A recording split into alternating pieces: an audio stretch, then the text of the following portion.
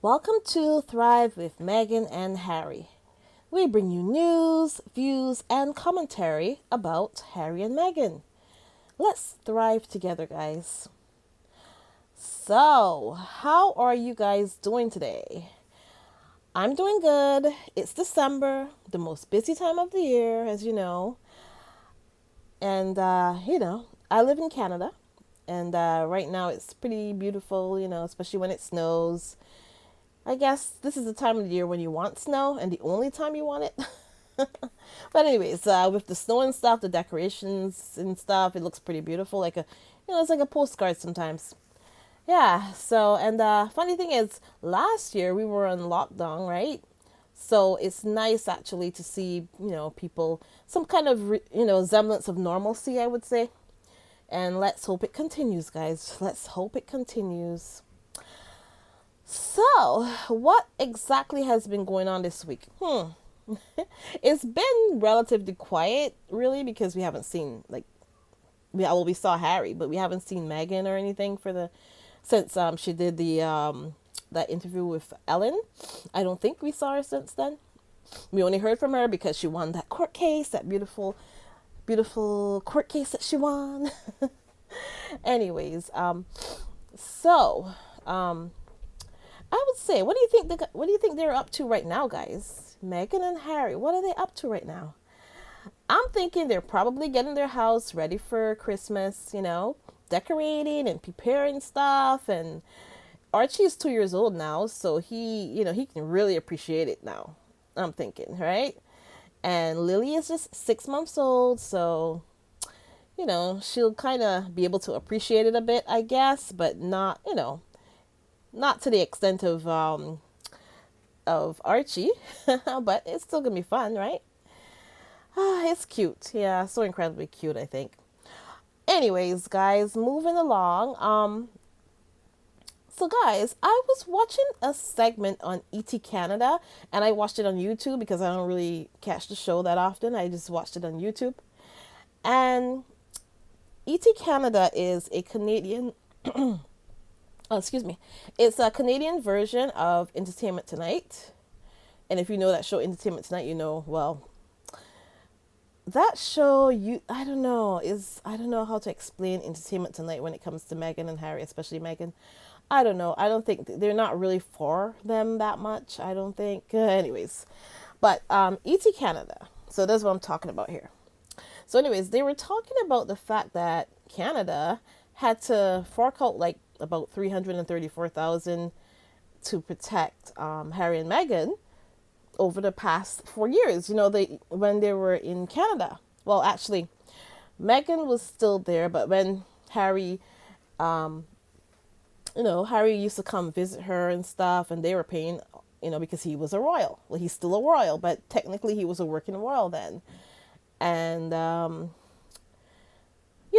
as I said, he used to come and go a lot, and you remember that time when they were photographed at the Invictus Games, and they were that was actually the first time they were officially photographed together. So basically, it was for those visits and stuff that they're talking about.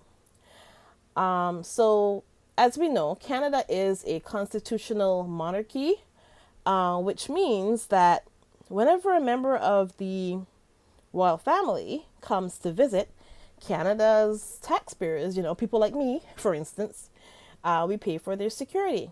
And yeah, that family, the $1 billion, they're worth billions of dollars. But we still got to pay for their security apparently. Anyways, so this guy Roz, he is a radio and TV host here in Toronto, right? And I usually never agree with anything that comes out of his mouth. And of course, today was no different. And I'm pretty sure I've said this before. No, I have said it before in an earlier podcast that I did. So, anyways, basically, so he said, this is his point of view. He said that it's going to rub a lot of people the wrong way. And the taxpayers might be a little upset, basically, about this, right? And I say, hey, Canada, people in Canada here, if you don't want to pay for the royals, maybe, just maybe, you should follow the lead of my birth country, Barbados, and leave the monarchy behind. Maybe that would be a good idea. But that's just my opinion, right? I don't know. I'm a Canadian citizen, and personally, I would rather a republic. That would be what I would vote for, but nobody asked me. Anyways, let me just say I do love Canada, and I'm happy to be here. My daughter was born here, but personally, I'm not judging from what happened for the last couple of years with Meghan, because before I could care less about the monarchy or royalty. I really didn't care. It didn't matter to me. They walk around, they wave at you, whatever. I don't care. But for the last couple of years, when I saw the way that Meghan was treated, it kind of turned me against them, actually, because before I couldn't care less. And I really always liked Harry because Harry was fun. I mean, come on, Harry is a fun one. Harry would go nightclubs and remember all that. I actually talked about this a couple times about all those photos of Harry in clubs and stuff. But the thing is, and like I said, we don't ever see any pictures of Wills. No, no, no. Wills was protected, but Harry wasn't. But anyways, that's not what I'm talking about right now. Anyways, guys. So basically, Harry and Meghan are still royals, Roz. In case you didn't know. He's kind of talking about them like if they aren't royals anymore, but they still are. They're just not working royals, Roz. And they're not taking taxpayer money, Roz. I don't understand how these people don't know this. So, whether or not they are working royals or not, they're still royals, technically, okay? And if you have a problem with them being royals, maybe you should have a problem with the whole royal family, especially like certain people who should be talking to the FBI, but they never talk to the FBI because they're hiding in the palace, certain people. So that's all I have to say about that. It's funny, because I think some Canadians seem to be a little pissed that Harry and Meghan came here, in their time of need, and they were actually really protected fairly well by the neighbors where they were living and stuff, all those months that they were there. But I also kind of remember there was this petition, this silly ass petition, guys, silly ass petition that came out against Harry and Meghan, right? Talking about, I don't even know what it was about. It was some petition against paying for, maybe it was the petition about paying for them, maybe that was it. I don't know what it was, but either way, I remember a lot of people did sign it. That's all I know about it. And I thought that was just like, why? Like, I just thought that was really didn't make much sense to me, but it is what it is. So, but the long and short of the story here in Canada, though, I think I realized, in my opinion, that on the news networks, in the print magazines, the newspapers, these entertainment shows, etc., that they are all definitely leaning more towards the royal family and not towards Harry and Meghan's side of things. But can we be surprised? I don't think so. We're not surprised. I don't know if things are going to change when things, a couple years from now, when things are a little different. I don't know. We'll see. But, all I'm saying is, if you're going to complain about paying for Harry and Meghan, which you're not paying for them anymore, because first thing, I don't even think they're ever going to come back to Canada. Maybe, because Canada hasn't been the nicest after they left. Maybe they were a little hurt. But anyways, you should also have a problem with the rest of them. That's my point. That's all I'm saying. Okay? It seems like, I don't know. And this ET Canada, I don't know. It seems like this was just a useless topic here. It was just about, to me, it seems like if it was about just bashing on Harry and Meghan. It's like whenever they talk about Harry and Meghan, all it does is bring the trolls out to hate on them, honestly speaking, especially when it's on when it's online and when it's on YouTube, right? And I don't know if that's their intention or what. I don't know, ET Canada. Is that your intention? To pile on to the hate that they receive? Is that it? And we all know it's mostly directed at Meghan anyways, not really directed at Harry so much. It's mostly Meghan. So I don't know, like what, why, I don't know why they do that. But, you know, Meghan lived here in Canada for over 7 years or something in Toronto, right? And she contributed to this economy, right? She had a house here. I don't know if it was if she bought the house or if she rented the house. I haven't found out. I really didn't go and find out because that's none of my business. But the point is she lived here for like over 7 years, right? And she was either paying a huge amount of rent or a huge cost to buy that house because it's incredibly expensive to live in Toronto, right? The houses are all over like $1,000,000, no matter how tiny. It could be an actual tiny house and it would still be $1,000,000, guys. Anyways, so yeah, so Meghan, she spent her money in this city for all those years, right?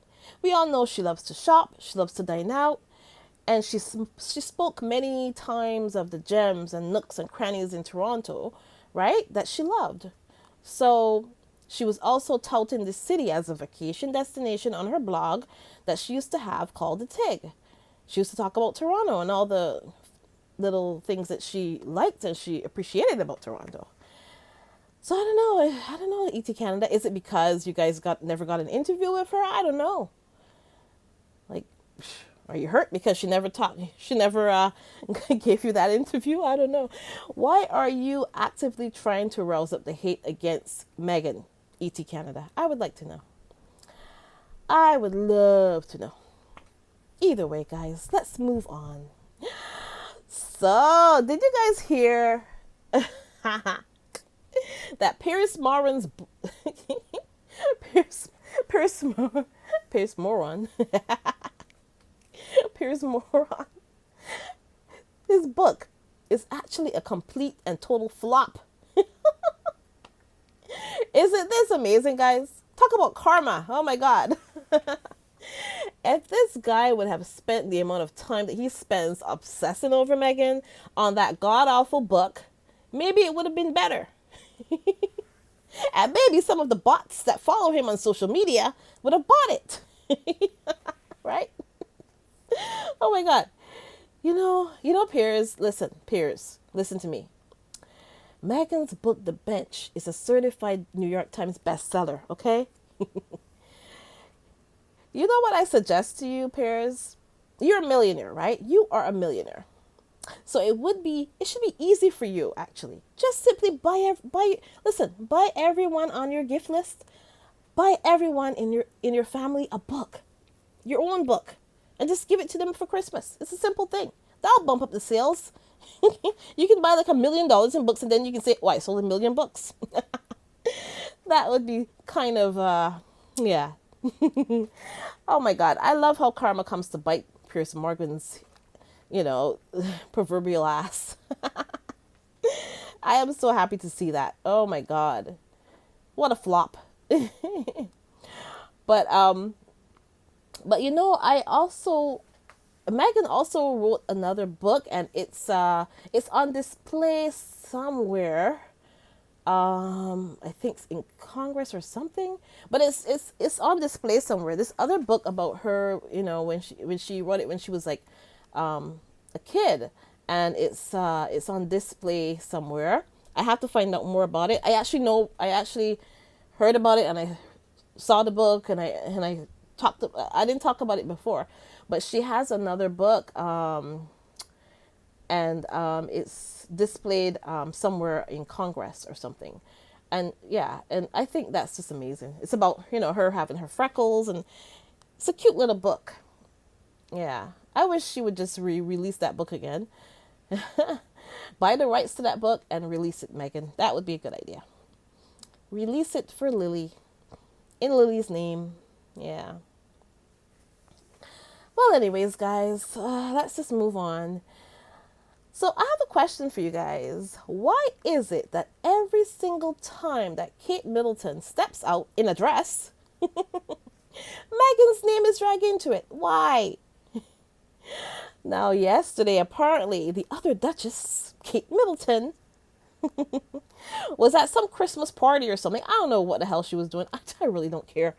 But listen, apparently she wore red. So immediately, guys, immediately, there are all these headlines comparing her to Meghan. Obviously. So, isn't it funny how Meghan is the leader here?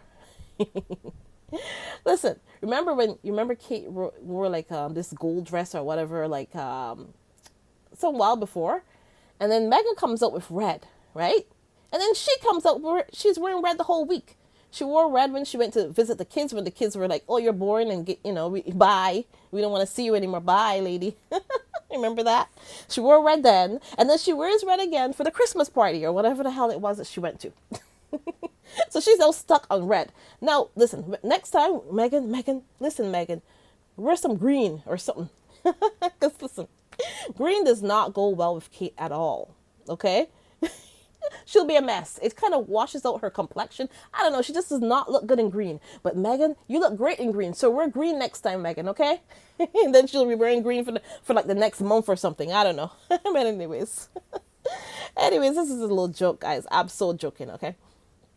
But anyways, it's so typical, right? That the only thing they can compare them on, that they can compare Meghan and Kate on, is their clothes, right? Because, they're both around the same age, they're both nice figures or whatever. And although in my opinion, of course, Meghan is always glowing and looking healthy. And really, Meghan looks like she's like 10 years younger than all of them. Meghan is actually the oldest out of the four of them. She's older by a couple months from all of them. And still, she's the first one of them to reach 40. And still, Meghan looks like she's like 30. Meghan looks like she's like 28, as a matter of fact. Meghan is the youngest looking one. And I don't know. I don't know about Kate. Kate is not. No, she looks like she's at least 45 going on to 50. To be honest, and I don't mean that in a mean way. It's just that's just how it is. Meghan looks like she's at least 28, maybe 28, around there. Yeah, and yeah, there you go. You guys are the ones who started comparing them. I'm just saying, I didn't start it. But listen, what an insult to Kate this is, though, right? They can't ever have a story about just her without mentioning Meghan. If I were her, I'd be pissed. Wouldn't you be pissed? I mean, even her so-called fans, right, are constantly making references to Meghan every time they talk about her. What a shame. Mumbles. Sorry. I meant Kate. Kate. I didn't mean Mumbles. I meant Kate, okay? Kate could never give a speech, right? And they'd be like, wow, Meghan could never top that speech. Could you imagine if that was to happen? They would never be able to say this. Never. Because Kate, she's just not good at the speaking. No, she is not. But anyways. So, it's all about the hair and the clothes. That's it. Listen, I want to challenge you guys. Find me an article talking about Kate that doesn't include her wardrobe, her hair, her eyebrows, the Botox, or that doesn't mention Meghan. Get on it, guys. I want to see that. I want to see that article. Because I know it doesn't exist. I know it. Oh my gosh. Anyways, yeah, so guys, this was just a short one, I guess. And I forgot to say welcome to all the new subscribers here. And all of my usual people that love to come and just support me all the time and just are amazing, like Lydia and Church Nelly and Arnold and Minlo and Anna and all you guys and Cookies and Creams. Like all you guys, you're always there and I really appreciate it. You guys are amazing. thanks so much for coming. And you guys, you're just awesome. It's been wonderful talking to you. And, I like to bring my perspective on things. You know, I am definitely different to everybody else because, you know, I always bring things more lightheartedly, although my last episode was not the most lighthearted of all. I will attest to that. But I try. Yeah, so are you guys, are you done your Christmas shopping yet? Or your Hanukkah shopping? But no, Hanukkah's already done, or it's right now. So anybody who is celebrating Hanukkah, you already passed that. You would have already gotten your gifts and everything. But what about the Christmas people or the Kwanzaa people? Anybody celebrating Kwanzaa out there? I would love to know. And what about the Festival of Lights? Anybody celebrating that? Tell me. Let me know. I would love to know how you celebrate your holidays, right? And yeah, it's an amazing time of year. I really appreciate this time of year. I love it. People are always nice most of the time. We're always in a hurry, but it's okay. Yeah, so thank you so much, guys, for joining me. And remember that Megan said it's not enough to just survive something. That's not the point of life. You have to thrive. You have to feel happy. Unquote. Bye, guys. I'll talk to you soon.